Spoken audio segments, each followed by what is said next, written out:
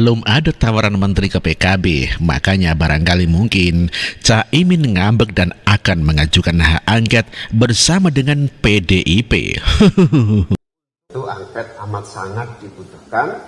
Jangan salah, tidak untuk menyerang atau mengkritisi pemerintah, tetapi untuk membangun sistem pemilu yang belajar dari kegagalan dan kesalahan yang ada. Harapan besar untuk angket itu tinggi, tetapi tentu kami akan berjuang. Soal hasil apakah lolos atau tidak sepenuhnya bergantung pada anggota-anggota DPR RI. Demikian juga dengan PDIP. Dan senada dengan PKB, ingin juga mengajukan hak angket kepada pemerintah. Pendalaman terkait dengan hak angket itu, dan kita sama-sama tahu bahwa proses politik di DPR menyangkut penggunaan hak angket ketika masuk pada wilayah pengambilan keputusan politik, maka yang akan berlaku adalah penghitungan jumlah suara fraksi yang mendukung hak angket itu. Jadi dia tidak berada di ruang hampa.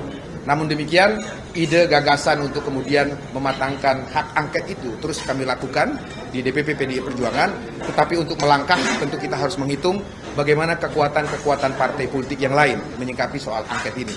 Mari kita tunggu perkembangannya dalam beberapa waktu ke depan ini. Tujuan awalnya adalah ingin meluruskan proses demokrasi ke depan agar tidak ada penyimpangan seperti yang kita alami dan rasakan pada pemilu 2024 itu saja. Tapi nyatanya kita kan terbatas juga pada sebuah realitas bahwa untuk mengajukan hak angket itu minimal harus ada 2 fraksi dengan 25 penanda tangan, dan itulah yang realitas sampai hari ini. PKS masih belum mendapatkan pasangan untuk mengajukan hak angket. Ya, PKS mengakui sampai sekarang belum mendapatkan partner untuk bisa mendapatkan 2 fraksi untuk mengajukan hak angket. Sementara Nasdem mengakui tidak akan mengajukan hak angket. Ini perjalanan waktu sejujurnya membuat hak angket sudah tidak up to date lagi. Sudah tidak up to date lagi ya. Kondisional hari ini.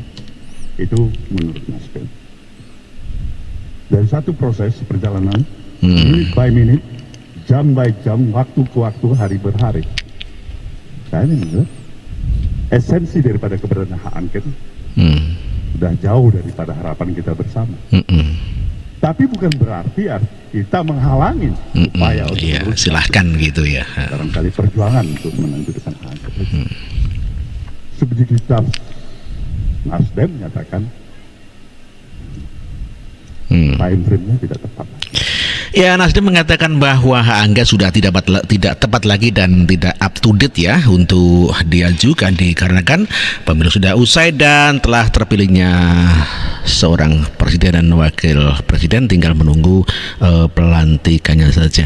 Dan saya kira ini suatu hal yang sangat bijak bagi Surya Paloh untuk tidak berlarut-larut di dalam keseluruhan pemilu Pilpres kali ini.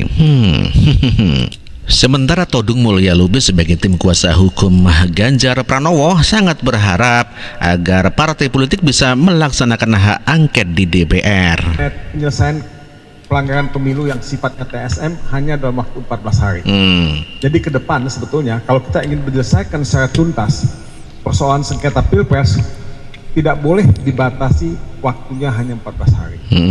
Jadi ini ke depan apa yang kita mesti lihat ya, sebagai hal-hal yang mesti diperbaiki dalam persoalan sengketa Pilpres. Nah, apakah kami kecewa? Ya, saya pribadi tentu merasa kecewa karena saya kecewa ya. Bahwa MK akan melahirkan putusan yang progresif. Todung Mulya Lubis kecewa. Tapi ya inilah yang terjadi. Mahkamah Konstitusi sudah membuat keputusan. Kita menghormati putusan Mahkamah Konstitusi, tapi jangan berasumsi bahwa persoalan demokrasi selesai. Belum selesai. Demokrasi masih panjang, masih banyak, dan pekerjaan rumah kita masih banyak sekali, ya, dan kita harus betul-betul menyatukan komitmen kita untuk memperbaiki demokrasi di negeri ini. Banyak perbaikan elektoral yang bisa dilakukan. Ya. Dan kita juga tadi mendengar dari Saudara Saldi, bahwa pemilu itu mesti didasarkan pada kesetaraan, equality, level playing field yang sama. Seimbang, ini yang ya. tidak terjadi sekarang. Jadi menurut saya ke depan juga ini akan jadi satu catatan yang sangat bagus. Yang mudah-mudahan ya teman-teman dari partai-partai politik akan melakukan pekerjaan mereka, dan saya betul-betul berharap Tadung Mulya Lubis berharap agar partai politik bisa mengajukan hak angket di DPR. Ya, untuk mengajukan hak angket dilaksanakan minimal ada 2 fraksi dan 25 penanda tangan gitu ya. Demikian dengan Saldi Isra sangat mengharapkan agar lembaga politik seperti DPR bisa mengajukan hak angket untuk menyelesaikan perkara pemilu kali ini. Lembaga yang telah diberikan kewenangan untuk menyelesaikan pemilu seperti Bawaslu, Gakumdu harus melaksanakan kewenangannya secara optimal demi menghasilkan pemilu yang jujur dan adil serta berintegritas. Begitu, Selain ya. itu, lembaga politik seperti DPR tidak boleh lepas tangan, sehingga gitu, sejak awal harus pula menjalankan fungsi konstitusionalnya seperti fungsi pengawasan dan menggunakan hak-hak konstitusional yang melekat pada jabatannya seperti hak interpelasi, hak angket dan hak menyatakan pendapat guna memastikan seluruh tahapan pemilu dapat terlaksana sesuai dengan pasal 22E ayat 1 Undang-Undang Dasar. Jelas sekali Hakim Saldi Isra mengajukan istilahnya mengingatkan agar DPR bisa menggunakan hak-haknya seperti hak angket, interpelasi dan lain sebagainya sebagai proses untuk menyelesaikan persoalan pemilihan umum ini. Sementara PDIP selain akan mengajukan hak angket juga melalui PT UN. Belum selesai nih Mas Hasto Kristianto ya, akan tetap mengajukan PDI proses Perjuangan hukum menggelar pertemuan gitu ya. salah satunya membahas keputusan Mahkamah Konstitusi yang menolak permohonan gugatan sengketa Pilpres yang diajukan paslon Ganjar Mahfud. Iya.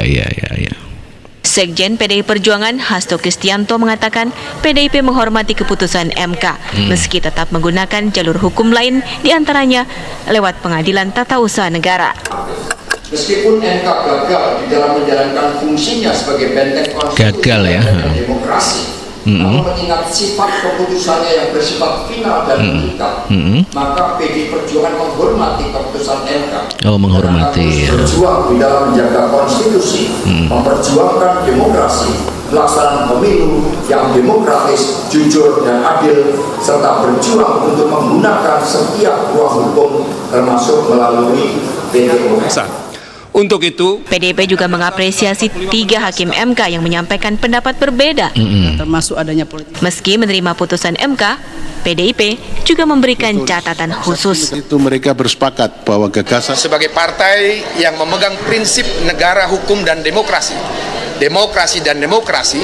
di mana konstitusi memberikan wewenang kepada Mahkamah Konstitusi yang putusannya bersifat final and binding, pertama dan mengikat, maka sebagai konsekuensi PDI Perjuangan menjunjung tinggi prinsip negara hukum dan demokrasi itu, PDI Perjuangan menerima putusan Mahkamah Konstitusi itu dengan catatan. Catatannya adalah bahwa apa yang menjadi pandangan hukum 3 orang hakim konstitusi yang melakukan dissenting opinion, terutama yang menyangkut abuse of power yang dilakukan oleh penyelenggara negara yang ikut campur di dalam proses pemilu yang baru lalu itu tidak terjadi lagi dalam pemilu kada yang akan datang. Dan itulah mengingatkan kepada pemerintah tentunya yang disampaikan oleh Ahmad Basara untuk tidak dilakukan kembali dengan adanya tuduhan abuse of power atau penyalahgunaan kekuasaan. Oke, demikian telah kita saksikan sama-sama video ini. Semoga Anda terhibur dengan video-video ini dan terima kasih Anda telah menonton. Terima kasih. Wassalamualaikum warahmatullahi wabarakatuh. Merdeka!